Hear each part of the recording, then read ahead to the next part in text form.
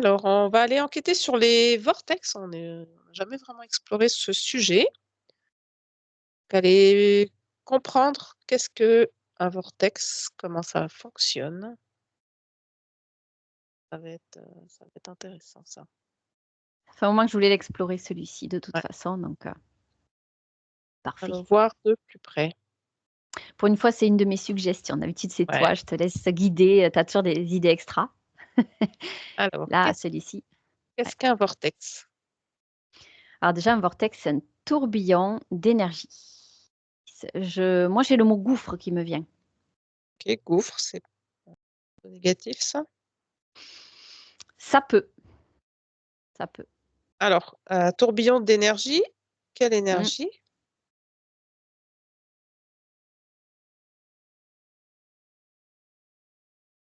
Alors là, ce que j'ai, c'est l'énergie globale, hein. Voilà ce qui me vient. Issue de la conscience globale, comme on l'appelle, hein. D'accord. Alors tu observes un vortex qui Oui. vient de la conscience globale?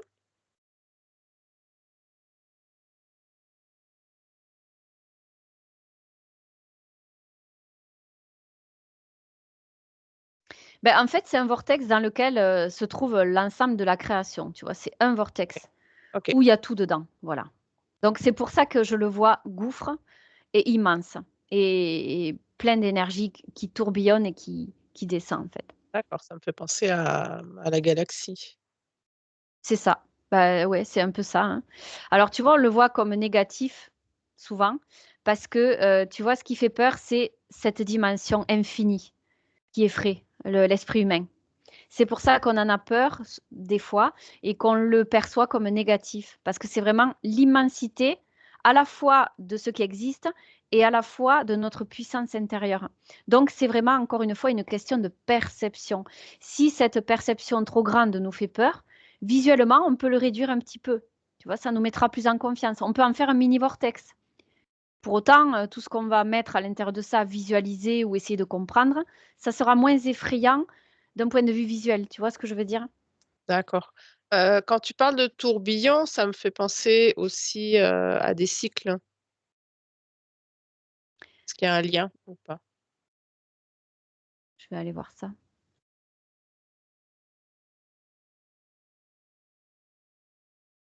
Non, je vois que les cycles, ils sont à l'intérieur de ce vortex, comme tout le reste.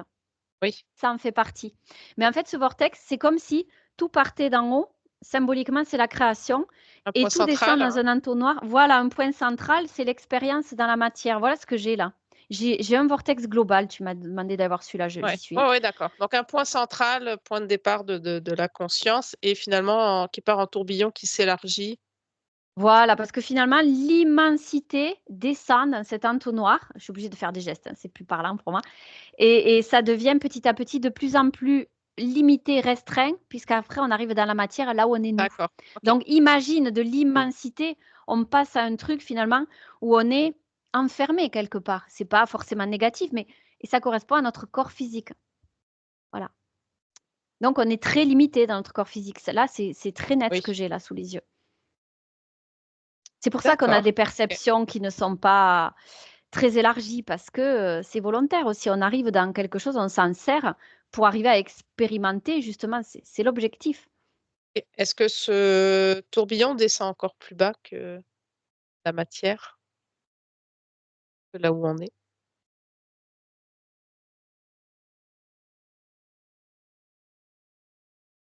Et après, je vois qu'il peut encore partir, enfin, cette énergie dans le tourbillon peut partir en dessous et se répandre dans le néant finalement. Voilà ce que j'ai. On part de l'infini au rien, tu vois, on est dans les polarités là OK, aussi en fait. OK. Plus bas, c'est le néant, OK. C'est C'est le néant et c'est ni bien ni mal, c'est le ouais, néant quoi. Il y a OK. rien. Là, il y a l'infini et là, il y a le néant, il y a le rien quoi. Parce que OK. l'eau, finalement, la polarité inverse de l'infini, c'est le néant, quoi. Donc là, Ouais, c'est exactement ce qu'on a là, quoi. d'accord. Si tu vas un peu plus haut dans ce vortex, dans ce tourbillon, qu'est-ce que tu perçois? Explorer, un petit peu. Au plus haut ou Heu, au-delà? Pas forcément au plus haut, mais oui, ça peut être au plus haut, ça peut être, on peut aller explorer plusieurs endroits pour, comprendre. Fonctionnement. Alors, j'ai une sorte de phrase comme le plus haut de la connaissance. Et j'ai un mais derrière, mais qui ne s'arrête jamais. Parce que la connaissance, elle ne s'arrête jamais, finalement. C'est infini, l'expérience qu'on peut faire au niveau du physique ou du non-physique. C'est sans fin. Il n'y a vraiment aucune limite. C'est pour ça que on est dans la dimension de l'infini, là. D'accord. Donc, c'est un tourbillon qui grandit sans cesse. Voilà, c'est ça. Et c'est aussi sans fin dans le néant, hein, attention, hein, il Oui. y a les deux, hein. C'est sans fin en tout point, en fait. OK. C'est difficile à expliquer d'un point de vue Oui. d'un cerveau humain parce que Mm. là, c'est vrai que ce que j'ai pour le retranscrire avec des mots, bah, c'est quand même, OK. c'est coton par moment, hein. Bah, tu J'essaie de trouver peux. les mots justes, mais Oui. Bah, tu vas aller observer le néant. ouais. Tu arriveras à mettre un peu plus de mots dessus. Ouais, le néant, c'est l'inaction. C'est ce qu'on a vu dans l'autre enquête où on parlait, dans l'autre échange. Le rejet de l'autorité. Ouais, c'est ça. L'inaction et l'action, l'offensive. Et bien là, tu vois, c'est ça. C'est exactement ça. Tout est question de polarité, même dans le non physique. Parce que là, le néant, finalement, c'est l'inaction. Et puis, l'infini, c'est justement la mise en mouvement, la connaissance qui ne s'arrête pas. Et là, c'est le néant, l'inaction qui ne s'arrête pas non plus. Mais on est dans les polarités inverses, encore une fois. Et au milieu de ces polarités inverses, tu as la vie en équilibre. Tu cherches l'équilibre dans l'incarnation. On en est là, on est là. D'accord. Donc, là, quand tu es dans le néant, tu es dans des. C'est des incarnations ou pas? Non, c'est le rien. Il n'y a rien là. C'est rien. C'est des fragments de C'est le néant. conscience? Même pas. Rien. Il n'y a plus rien. Le vide. J'ai envie de dire le vide, l'inaction, le vide. C'est ce qui est, mais sans représentation. Voilà, je ne peux pas mieux te le transcrire que ça. Il n'y a pas de OK. Bon, représentation dans le néant. Mm. on n'ira pas voir plus loin alors. C'est ni positif ni négatif, mais c'est là. Ça est, et puis c'est tout. C'est le néant. OK. Est-ce que ce vortex, est-ce que c'est dans ce vortex qu'on va trouver voilà, des incarnations sur d'autres plans? C'est dans ce vortex qu'on va trouver, oui, toutes les créations possibles, toutes les projections possibles, les pensées, les perceptions, tout ce que chaque conscience va mettre en mouvement en pensée, croire ou imaginer, se trouve dans ce vortex. Absolument tout. C'est pour ça qu'il est si immense et qu'il fait peur d'un point de vue humain. J'en reviens à ça. Ouais. Ça fait que finalement, c'est notre propre puissance qui se trouve dans ce vortex. Voilà, voilà. C'est l'infini de cette connaissance qui ne s'arrête pas finalement. Tu vois? Je ne sais pas si c'est Ouais. clair ce que je dis. Pour moi, c'est très clair, Ouais. mais Ouais, non, je c'est pense clair que ça. j'espère que ça l'est, ouais, pour le reste du monde, pour nos petits auditeurs. Ouais, ouais. Vous laisserez des commentaires si, s'il y a des questions sur le sujet. Ouais. Ou sinon, les garder pour un live. On peut faire un live spécial Ouais, Vortex aussi, si vraiment ça a du succès. ouais. Bon, je suis à court de questions, hein, dans cette immensité, c'est comme si, les questions s'y perdaient. J'en ai une pour la, si tu veux, moi, pour Vas-y. t'aider. Du coup, ça, c'est le vortex global. Oui, ouais. Peut-on Non, avoir des vortex personnels? d'accord. Donc on sort du vortex global. Ouais, parce OK, qu'il est parfait. il est ni bon ni mauvais, et Ouais, il l'est c'est tout simplement les en fonction de ce qu'on y met dedans. oui, c'est la création. Exactement. Et donc, c'est vaste. Très bien. Donc oui, on va aller voir d'autres types de vortex. Est-ce qu'il y a d'autres types de vortex? Alors, comme je l'ai dit tout à l'heure, dans ce vortex, on trouve de tout. Tout ce qui est possible de créer, d'imaginer, de vivre, bien sûr. Donc, c'est ni bien ni mal, c'est tout simplement. Je le redis, j'aime bien me répéter sur les choses importantes pour bien intégrer. Là, du coup, on peut y mettre tout ce qu'on veut. Sachant qu'on peut y mettre tout ce qu'on veut, chacun peut y mettre ses propres créations. Ce qui constituera euh, son vortex à lui, finalement.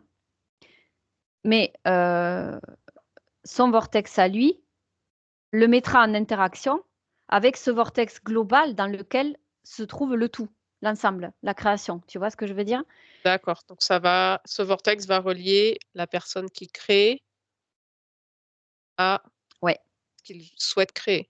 C'est ça? oui, oui.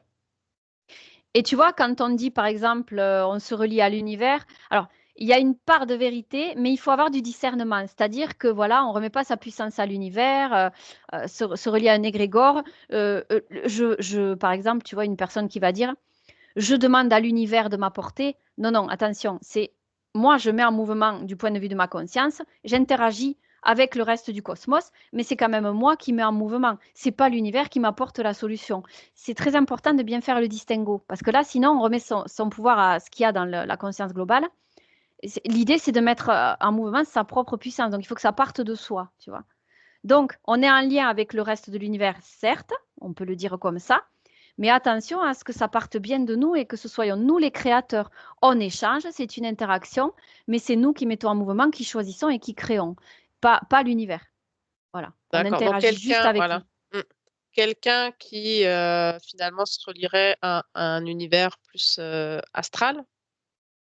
La personne n'est Ouais. pas en conscience, donc là aussi, il y a une création d'un vortex? Alors là, il n'y a pas la création d'un vortex, c'est que cette personne se relie au vortex global de l'astral finalement. Donc, celui où elle n'est pas maître de sa création finalement. D'accord. C'est les créations astrales auxquelles on se relie ou quand on n'est pas en conscience, où on remet son pouvoir à l'extérieur parce qu'on pense qu'on n'est pas capable de le faire soi. Elle se relie à ce vortex-là.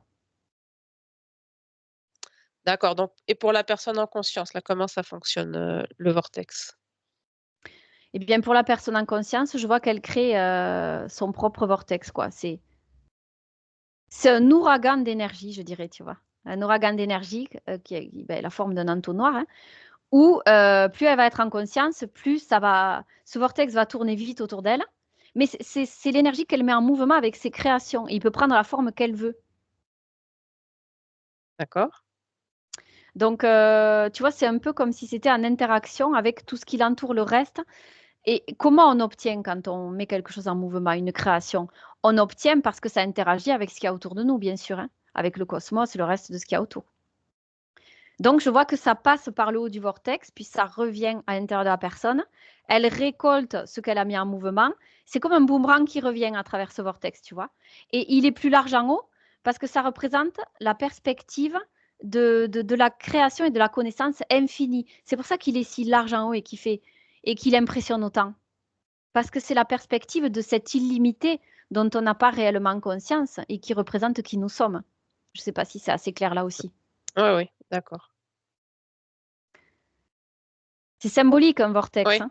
Oui, c'est ça, C'est c'est vrai que symbolique. Il y a pas besoin de s'imaginer d'ouvrir des vortex, hein. non, pas du tout.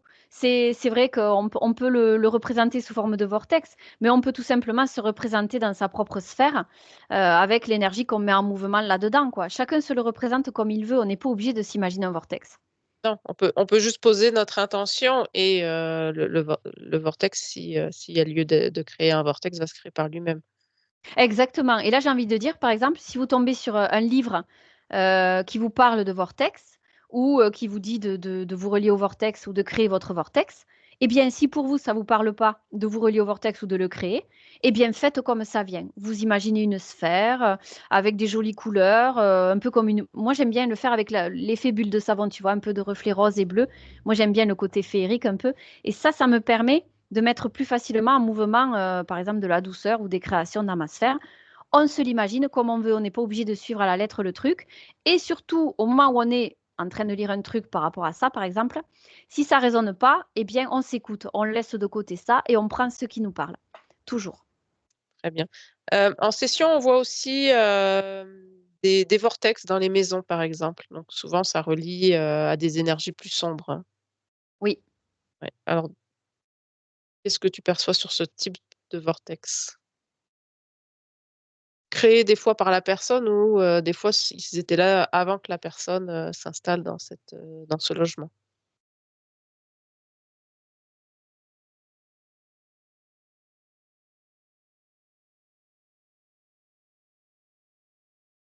Alors, je vois que ces vortex-là, ils existent parce qu'il y a à plusieurs moments, à cet endroit-là, il y a eu des choses qui se sont mises en mouvement et qui ont créé comme une sorte de cristallisation dans le plan subtil, la présence de cet échange d'énergie. Voilà comment je pourrais le OK. transcrire. Une énergie, d'une fréquence particulière C'est ça, c'est qui ça. se Des reproduit, failles qui qui, se cristallise?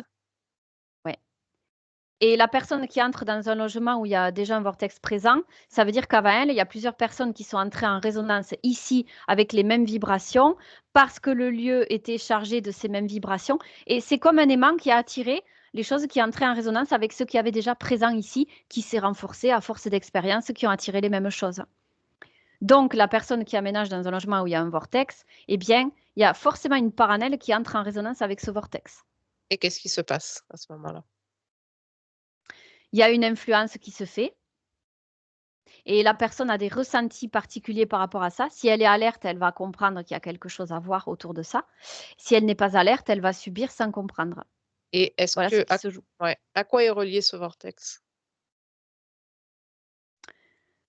Au reste de la création, là aussi. Mais tu vois, c'est au reste de la création, à cet endroit-là précis, ça va attirer donc le même type de fréquence, comme je te disais. Et pourtant, ça a vue ouverte sur tout le reste de la création. Donc là, il y a cette énergie-là qui est en mouvement pour l'instant, mais c'est pas irréversible. Ce vortex-là, il peut changer. Comment? On peut le fermer, on peut le dissoudre, on peut mettre une autre énergie dedans. Encore une fois, c'est une histoire de création. D'accord. Mais toujours, l'idée initiale, c'est que en y mettant de la conscience dessus, on peut le transformer. Voilà ce qui se joue. Oui. Non, c'est jamais, définitif, ces vortex, ces énergies, basse fréquence. Jamais. Mais c'est vrai que quand on parle de vortex, il faut vraiment avoir une perception extra lucide, j'ai envie de dire, parce que la plupart du temps, c'est quand même assez sombre ce qui se joue autour des vortex, parce que c'est l'ensemble de toutes les créations inconscientes humaines, donc ça peut aller loin. C'est pour ça qu'il faut faire attention. Quand on parle de vortex, à vraiment partir dans une optique où on va y mettre quelque chose qui va résonner positivement avec nous, qui va nous faire grandir. Sinon, on peut Ouais, se relier à des énergies sombres, comme ouais. tout ce qui est démiurgique, etc., quoi. Oui, il peut y avoir des ressentis, quand on rentre dans une pièce particulière, et dès qu'on en Oui, ressort, on se sent mieux. complètement. Ouais. Mais là, tu vois, c'est une part en nous, ça nous montre du doigt qu'il y a une part en nous sombre qu'il faut Oui, mettre au jour, quoi. Qu'il faut oui. mettre à jour. Oui, on s'y Ce relie vortex, il est là pour uniquement ça. Et oui. si, s'il y a une faille qui entre en résonance avec le vortex, avec les énergies du vortex. Et oui, et la faille, c'est les mêmes fréquences, en fait. Voilà. On appelle ça faille, mais faille, tu vois, maintenant, de moins en moins, je l'emploie parce que ça a une dimension négative, alors qu'en fait, c'est ni bon ni mal une faille, c'est juste une fréquence, une telle fréquence qui entre en résonance avec une Ouais. autre. Donc, c'est faille si ça nous fait du mal, quoi. C'est pas faille si ça nous permet de grandir. Voilà, je dirais ça comme ça. Très bien. Est-ce que tu perçois d'autres types de vortex qu'on n'aurait pas encore abordés?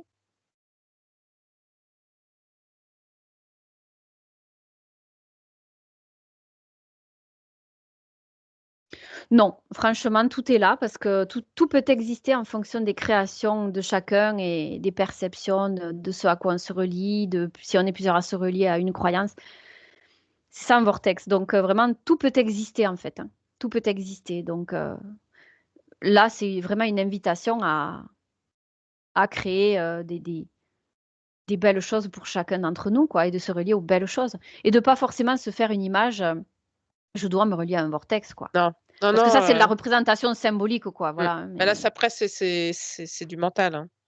oui, voilà, c'est ça. C'est du mental, c'est des représentations symboliques, voilà. C'est une invitation à être plus en conscience par rapport à tout ce qui nous entoure, en fin de compte. Ouais. C'est plutôt ça que je dirais. Très bien, bah, je pense que c'était la conclusion. Ah bah oui, hein. Merci à toi. Merci.